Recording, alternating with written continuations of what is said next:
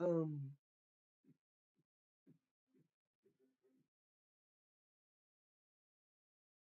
let's see. Um, let's see.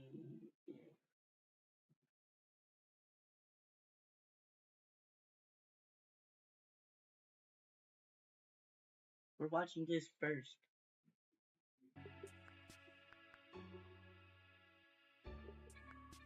We gotta check if the stream is still good though.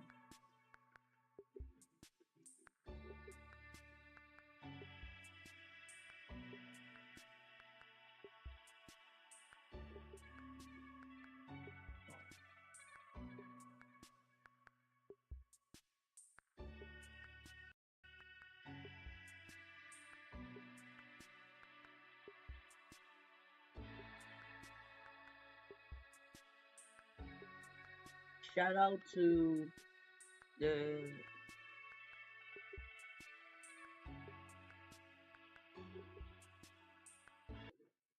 shout out to Ray William Johnson for this premiere.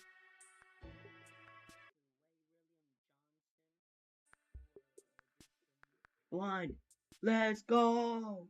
So, how did this goofy looking weirdo start a sex cult with a bunch of college students? Now, the goofy looking weirdo, his name is Larry, and Larry is 50 during this time, living in New York. And one day, I guess he decides, I'm gonna start a cult. And so Okay. Larry gets out of prison, Well, because I guess he had been in prison for a while that's for being a freaking con crazy. artist, What the and he hell? goes to stay with his daughter, this girl, Talia. Now, Talia is a college sophomore, and she lives on campus with some other students in a dormitory. And Larry just suddenly shows up to the dorms one day and he's like hanging Hmm. out in the common area and crashing on the couch every night. And I guess Talia's friends are like, that's a little weird, but okay. But whatever, I guess he's only supposed to stay a few days. But bro, I guess just overstays his welcome and he starts living there in the building. And over time, he becomes friends with Talia's dorm mates. And they start trusting him and looking to him as this wise older man who they can come to for advice. And of course, they trust him. He tells them he's a life coach and he'll coach them on things like handling breakups and dealing with depression and stuff like that. And he'll tell them all about his wild adventures in the Marine Corps when he worked as an international spy on secret missions with the CIA, which is absolute bullshit. He never did any of that, but the Okay. students buy it. They think he is Alright. super cool. And they know that he just got out of prison, but Larry makes up some nonsense excuse that he only got sent to prison because the elites and the government were trying to silence him. Yeah, okay, Larry. Regardless, he must be a really charming guy because it only takes a few months for these students to completely fall under his spell. And they'll basically do anything he asks. And so Larry has made this little group of college students into his personal cult. Now, to be clear, this is just a small What group of the fuck? students during this time, like Okay, 4 or so 5. seriously, Students what the hell? outside this little circle who live in the dorm, some of them think Larry is creepy as fuck. Okay. Some of them even email the school, warning them, like, hey, there's this old creep living in the dorms. And in response, the school does nothing. Not sure why. But anyway, the semester eventually ends, and now it's 2011. And that summer, Larry and a gang of about 7 students, they end up moving into a one-bedroom apartment about 30 minutes away in Manhattan. And so there's 8 people total living in this one-bedroom place. And 2 of the girls sleep in the bed with Larry, because of course they do, and I guess the rest of the Until students here. sleep in the living room. And there is where their cult activities really start taking shape. Like Larry does these really intense therapy sessions with the students and he records it. He also starts pushing them around and depriving them of sleep. He gives them drugs like Adderall to make them hyper paranoid. And if the students challenge Larry or talk back to him, he threatens to show everyone the videos from his therapy sessions with them. So ultimately, they all fall in line. And of course, by this point, Larry is making the girls in the group smash with him. Because I What the guess that's just hell? what cult leaders do. He also makes the students smash with each other, and he films it.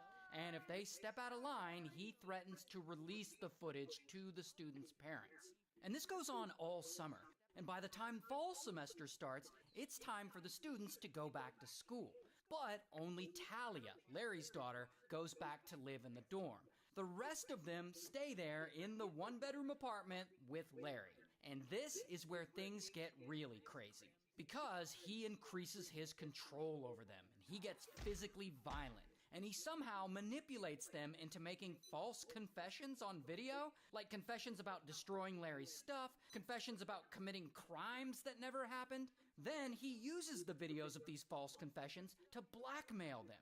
He convinces them that they need to pay him money to make up for everything they did wrong. Otherwise, he's going to take those taped confessions straight to the police. And crazy enough, the students actually do pay him money because they think that if they don't, they're going to go to jail. Some of them withdraw tens of thousands of dollars from their parents' savings accounts and they give it to him. One girl convinces her parents to sell their house to get out of debt with Larry.